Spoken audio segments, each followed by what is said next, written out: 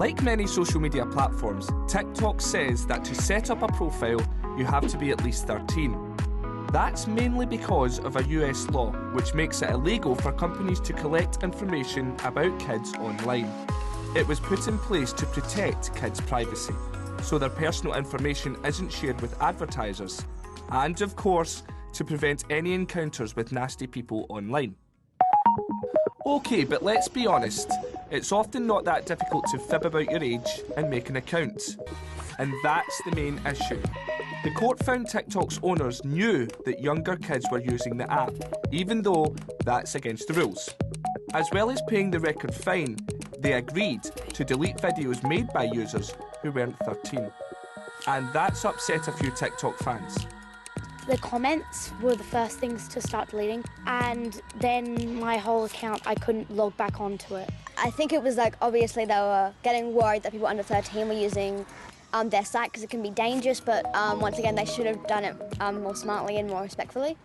There were also lots of reports of people losing their accounts, even though they were over the age of 13. Understandably, they weren't too pleased. So what now? Well, TikTok's brought in a bunch of new features to try to make the app safer. It's also made a bunch of videos about internet safety. And there are reports it's planning to release a new version of the app that's specifically designed for under 13s. While some reckon that'll help keep kids safe, others say the changes and the fine don't go far enough, and more needs to be done to make sure kids aren't being put at risk by social media apps.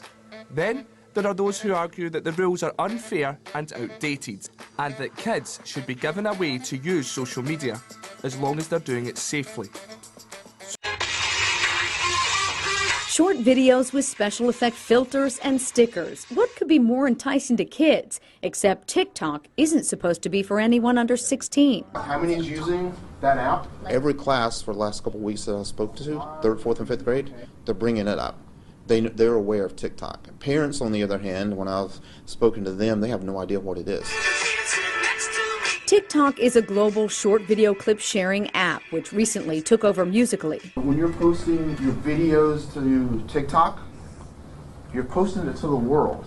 What concerns information security expert Rick Floyd is the way TikTok exposes users to not just potentially inappropriate video and language, but the world's most far-reaching chat channel. They try to convince me to do it with them, and I say no. Many of these plain elementary school 9-year-olds already have stories of being targeted by strangers online. One person sent me a friend request one time, and I joined them, and it ended up being like a complete stranger who just tried to get me to tell them my information, but I just left the game. The danger is very real. Floyd says last year, 8 third-grade girls in the district thought they were talking to a 12-year-old boy with cancer on Musical.ly.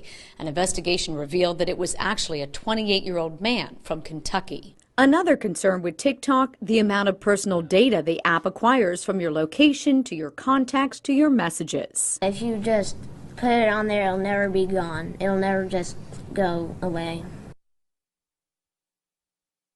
Yeah, and one more thing, Gordon, that parents might find a bit disturbing about TikTok is the app only has 2 privacy settings. So you either have it completely private, which means only the user can see his or her own videos, or you have it completely public. There's no just sharing it with friends. So anything you post in there is likely to be public to everybody.